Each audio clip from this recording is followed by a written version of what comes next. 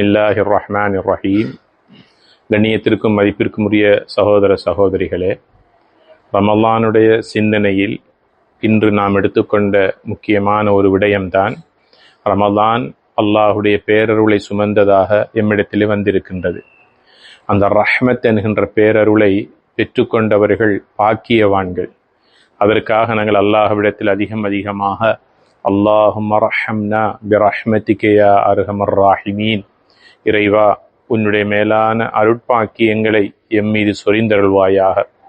அருட்பாக்கியங்களை சொரியக்கூடியவர்களில் நீ மிகவும் சிறந்தவனாக இருக்கின்றாய் என்ற கருத்தாளமிக்க இந்த துஆவை நாங்கள் ரமலானுடைய காலை மாலை இரவு பகலென எல்லா வேளைகளிலும் அல்லாஹ்விடத்தில் அவனுடைய மேலான ரஹ்மத்தை நாம் கேட்டு பெற்றுக்கொள்ள வேண்டும்.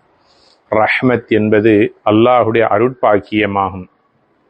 ஒரு நாள் நபிகள் நாயகம் ஸல்லல்லாஹு அலைஹி வஸல்லம் அவர்கள் தன் தோழர்களை பார்த்து சொன்னார்கள், நாளை மர்மை நாளில் யார் ஒருவருக்கு அல்லாஹுடைய ரஹ்மத் என்கின்ற பேரருள் கிடைக்கிறதோ அவர்கள் மாத்திரமே சுவர்க்கம் நுழைவார்கள் என்று சொன்னபோது அருமை தோழர்களான சஹாபாக்கள், நபியே நாயகமே, முன்பின் பாவங்கள் மன்னிக்கப்பட்ட உங்களுக்கும் அல்லாஹுடைய ரஹ்மத் என்கின்ற பேரருள் மூலமாகத்தான் சொர்க்கம் நுழைய முடியுமா என்று கேட்டபோது அல்லாஹுடைய தூதர் அவர்கள் சொன்னார்கள், ஆம், அல்லாஹு தஆலா அவனுடைய ரஹ்மத்தை கொண்டு என்னை அரவணைத்து கொண்டாலே தவிர எனக்கும் அந்த சொர்க்க பாக்கியத்தை அடைந்து கொள்வது சாத்தியமற்றது என்று கூறிவிட்டு சொன்னார்கள், எல்லா சந்தர்ப்பத்திலும் அல்லாஹ்விடத்தில் நீங்கள் அதிகமாக அவனுடைய ரஹ்மத்தை கேட்டுக்கொண்டே இருங்கள் என்று சொன்னார்கள்.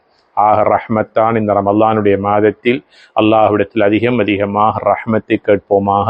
வஸ்ஸலாமு அலைக்கும் வரஹ்மத்துல்லாஹி வபரகாத்துஹு.